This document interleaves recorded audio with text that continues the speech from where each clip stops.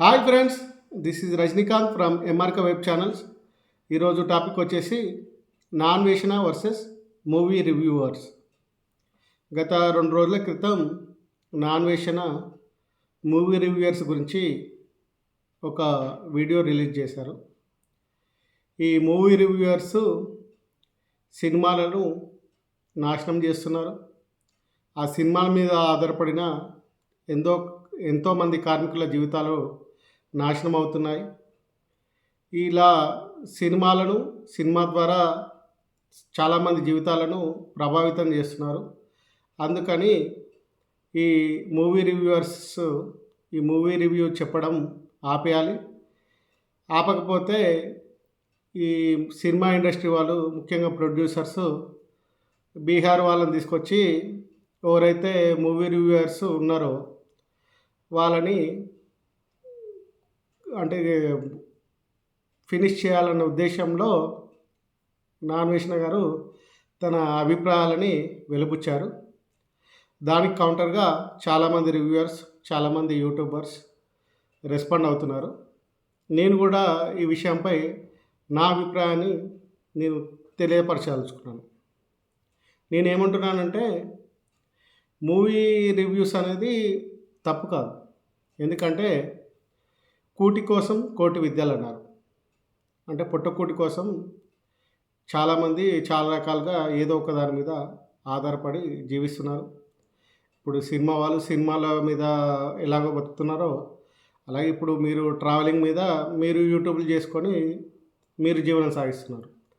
అలాగే కొందరు మూవీస్ మీద, కొందరు పాలిటిక్స్ మీద, కొందరేమో సోషల్, కొందరేమో సైన్స్ బేసిక్ మీద, ఇలా ఒక్కొక్క టాపిక్ ఎంచుకొని వాళ్ళకి ఇంట్రెస్ట్ ఉన్న, అంటే అభిరుచి ఉన్న ఒక టాపిక్ మీద వాళ్ళు ఈ యూట్యూబర్స్ తమ అభిప్రాయాలను వెలిబుచ్చి తమ జీవనాలు సాగిస్తున్నారు. కానీ ఇప్పుడు ఇక్కడ జరుగుతున్నది ఏంటంటే, ముఖ్యంగా ఈ సోషల్ మీడియాలో, ఈ యూట్యూబ్ మీడియాలో, అంటే ఒకటి వాళ్ళు ఏంటంటే, యాక్చువల్గా ఇప్పుడు సినిమాలో రివ్యూ చెప్పడం తప్పు కాదు. కానీ వాళ్ళు ఏంటంటే తన సొంత అభిప్రాయాలని, తన స్వలాభాలని, సొంత కక్షలని ఈ సినిమాలపై రుద్దడం. అంటే ఇప్పుడు తను చిరంజీవి అభిమాని అనుకో, ఇప్పుడు బాలకృష్ణ సినిమాలని తక్కువ చేసి మాట్లాడడం, రివ్యూలు తక్కువ ఇవ్వడం. అలాగే అంటే ఇప్పుడు ఎట్లా ఉందంటే, ఒక హీరో మీద ఉన్న అభిమానము ఇంకో హీరోని డీగ్రేడ్ చేయడం. అలాగే ఇప్పుడు మనం చూస్తున్నాం పాలిటిక్స్లో కూడా, ఒక పార్టీ మీద ఉన్న అభిమానంతో ఇంకో పార్టీని చాలా డీగ్రేడ్ చేసి మాట్లాడము, అంటే ఇవి అబద్ధాలు చెప్పి ఆ పార్టీకి అది చేయడం. అంటే ఇప్పుడు జర్నలిజంలో కూడా జరుగుతున్నది అదే కదా. సోషల్ మీడియాలో కానీ, డిజిటల్ మీడియాలో కానీ, ఈ న్యూస్ ఛానల్స్లో కానీ జరుగుతున్నది అదే.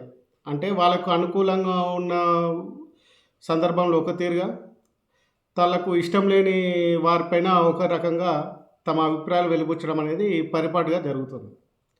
అయితే ఇందులో నిష్పక్షపాతంగా తమ అభిప్రాయాలు వెలిబుచ్చేవారు చాలా తక్కువ ఉంటారు. అయితే అలాంటి వారిని జనాలు చూడట్లేదు. అది ముఖ్యంగా ఇక్కడ మనం గమనించాల్సిన విషయం ఏంటంటే, జనాలకి ఏంటంటే మసాలా కావాలి. వాళ్ళకి ఏంటంటే ఎప్పుడు నెగిటివిటీ, ఎంత నెగిటివిటీ చెప్తే ఆ యూట్యూబ్ ఛానల్ని, అంత యూట్యూబర్ని, ఆ ఇన్ఫ్లుయెన్సర్ అంత ఫేమస్ అవుతున్నారు. ఇప్పుడున్న ట్రెండ్లో మంచి చెప్తే వాళ్ళకేంటంటే సొల్లు అనిపిస్తుంది. అదే ఈ చెడు అలాంటిది చెప్పినప్పుడు వాళ్ళకేమో చాలా ఎగ్జైట్మెంట్ అవుతున్నారు. అంటే ఒక విషయాన్ని మనం మంచిగా చెప్తే ఎవరు వినట్లేదు. దాన్ని మసాలా పోసి, అది పోసి, ఇది పోసి, ఇది ఇట్లా ఒక ఇంట్రెస్టింగ్గా చెప్పడము, నెగిటివిటీగా చెప్పడము, తిట్టుకుంటూ చెప్పడము. అంటే ఒక విషయాన్ని బాగా తిడితేనో, ఎగ్జైట్మెంట్ అయ్యి ఆవేశంగా చెప్తేనో, ఇలా జనాలు ఏంటంటే అలాంటి వాటికి అలవాటు పడ్డారు. నేను అంటే మీకు ముఖ్యంగా ఇవన్నీ ఎందుకు చెప్పదలుచుకున్నానంటే, ఈ మూవీ రివ్యూస్ చెప్పడము అనేది నాన్ వేషంగా చెప్పడం తప్పు అనడం సమంజసం కాదు. ఎందుకంటే చెప్పడం కరెక్టే, కానీ దానికి కొన్ని పరిమితులు ఉండాలి. వీళ్ళు ఒక టమాటా, 2 వంకాయలు, ఎవరు ఇష్టం వచ్చినట్టు వాళ్ళు ఆ రేటింగ్లని పిచ్చి పిచ్చి ఆ వ్యవహారాలు చేయడం తప్పు. అలాంటి వాళ్ళని ఎంకరేజ్ చేయడం కూడా చాలా తప్పు. నేనేమంటున్నా అంటే, ఇప్పుడు సినిమా మీద నీకున్న సొంత అభిప్రాయం. ఇప్పుడు యూట్యూబర్, ఇన్‌ఫ్లుయెన్సర్‌గా నీకున్న అభిప్రాయాన్ని నువ్వు చెప్పుకోదలుచుకో. అంటే భావ స్వేచ్ఛ అది. అంటే రాజ్యాంగం ఇచ్చిన హక్కేందంటే నీ అభిప్రాయం నువ్వు స్వచ్ఛందంగా వెలిబుచ్చవచ్చు. కానీ ఒకరిపై రుద్దడం తప్పు. అంటే ఇప్పుడు నీకు సినిమా ఏముంటదండి? సినిమా బాగాలేదు, బాగుంది, పర్వాలేదు, అద్భుతంగా ఉంది. ఈ 4 విషయాలు. నువ్వు ఆ విషయాలు చెప్తే సరిపోతుంది. అంటే ఒక సినిమా పైన కొన్ని విషయాలు చెప్పి కానీ వీళ్ళేం చేస్తారంటే ఈయనకు ఈయన డైరెక్ట్ చేయలేదు, ఈయన మ్యూజిక్ చేయలేదు, దానిపైన వీళ్ళకి అవగాహన ఉండదు. మనం ఏంటంటే మన అభిప్రాయాలను మనం చెప్పడం వరకు అంతేగాని వాళ్ళని కించపరిచినట్టు మాట్లాడడం. అంటే ఒక టెక్నీషియన్‌ని కించపరిచినట్టు మాట్లాడడం, ఈయనకు డైరెక్ట్ చేయడం సరిగ్గా రాదు, అది రాదు. ఎందుకంటే ఎంత తెలివైన వాడు కూడా కొన్ని సార్లు తప్పులు జరుగుతాయి. ఎంత అద్భుతమైన పొలిటీషియన్ గానీ, అద్భుతమైన పర్సన్ గానీ, కొన్ని విషయాల్లో అతను రైట్ అనుకున్నది రాంగ్ కావచ్చు. అంటే ఇప్పుడు ఒక సినిమా అద్భుతంగా తెరకెక్కించి ఇంకో సినిమాని అటర్ ఫ్లాప్ చేయొచ్చు. అంటే తన జడ్జిమెంట్ అనేది రాంగ్ అయ్యే సందర్భాలు ఉంటాయి. కానీ ఆ రాంగ్ అయిన సందర్భాన్ని పట్టుకొని వీళ్ళు ఇష్టం వచ్చినట్టు మాట్లాడరు. అంటే అతనికి టాలెంట్ లేదు, ఇతని పని అయిపోయింది, ఇక వాళ్ళకి ఇష్టం వచ్చినట్టు వాడిని ఏంటంటే ఒక వ్యక్తిని వ్యక్తిత్వ హననం అంటారు కదా, ఒక వ్యక్తిని దిగజార్చి మాట్లాడడం చాలా తప్పు. ఎందుకంటే కొన్నిసార్లు ఎంత తెలివి ఉన్నా, ఎంత అద్భుతమైన అదైనా, వాడు ఎంత అది ఉన్నా కానీ కొన్ని సందర్భాల్లో కొన్ని తప్పులు చేస్తారు.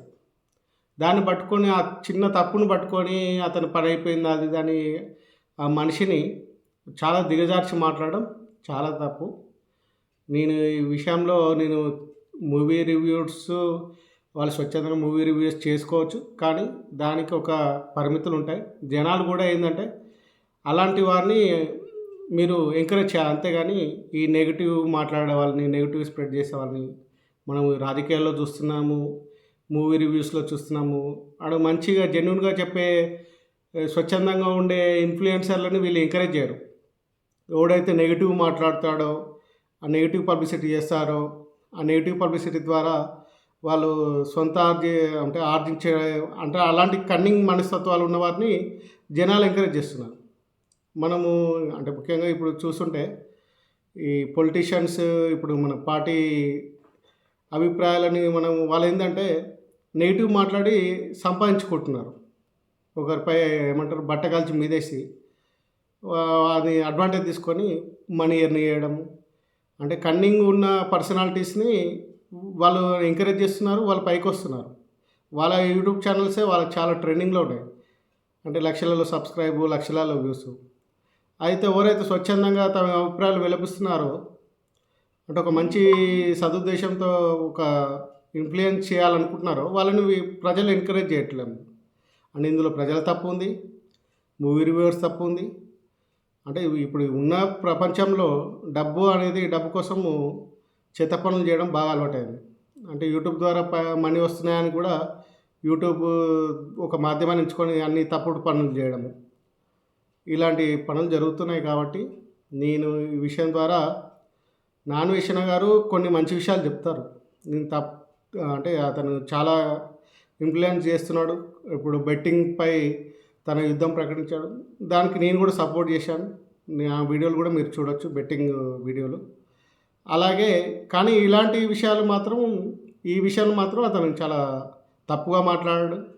అంటే మూవీ రివ్యూస్ చెప్పి వాళ్ళని బీహార్ గ్యాంగ్తో ఖతం చేయాలన్న ఉద్దేశంతో అతను మాట్లాడడం ఇది చాలా తప్పు. ఎందుకంటే ఇలాంటివి ఎంకరేజ్ చేయడం కూడా చాలా తప్పు.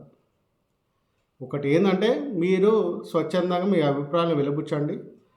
ప్రలోభాలకు లొంగి అంటే ఉన్నది కానిది ఉన్నట్టు, ఉన్నది కాని అన్నట్టు తప్పు ఒప్పులు చేయడం అలాంటి వారిని ఎంకరేజ్ చేయడానికి కొన్ని స్పెసిఫిక్ రివ్యూవర్స్ని నువ్వు కోట్ చేసి వాళ్ళని నువ్వు ప్రశ్నించవచ్చు, అధికారం నీకుంది. అంతేగాని అందరిని ఒకే దాటిలో కట్టి మూవీ రివ్యూ చేయడమే తప్పు, మూవీ రివ్యూవర్స్ని చంపేయాలని అలా మాట్లాడడం చాలా తప్పు.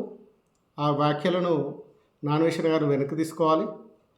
ఓన్లీ నీకు ఏంటంటే ఒక రివ్యూవరు ఇలా తప్పులు చేస్తున్నాడు, మంచి సినిమాను కూడా ఇలా బాగలేదని చెప్పి డిగ్రేడ్ చేస్తున్నాడు, కొన్ని హీరోలను డిగ్రేడ్ చేస్తున్నారు, కొన్ని టెక్నీషియన్లను డిగ్రేడ్ చేస్తున్నారు. ఇలాంటి సందర్భంలో నువ్వు ఎవరైతే రివ్యూవర్స్ ఉన్నారో వాళ్ళని నువ్వు డైరెక్ట్గా ప్రశ్నించవచ్చు. కానీ మొత్తం రివ్యూవర్స్ని తప్పుపట్టడం, మొత్తం జర్నలిజాన్ని అంటే ఈ మీడియా జర్నలిజాన్ని తప్పుపట్టడం అది చాలా తప్పు. సో నేను ఈ వీడియో ద్వారా నేను ఈ విషయాన్ని చెప్పదలుచుకున్నాను. And please subscribe my channel, please like, share MRK vibes. Thank you.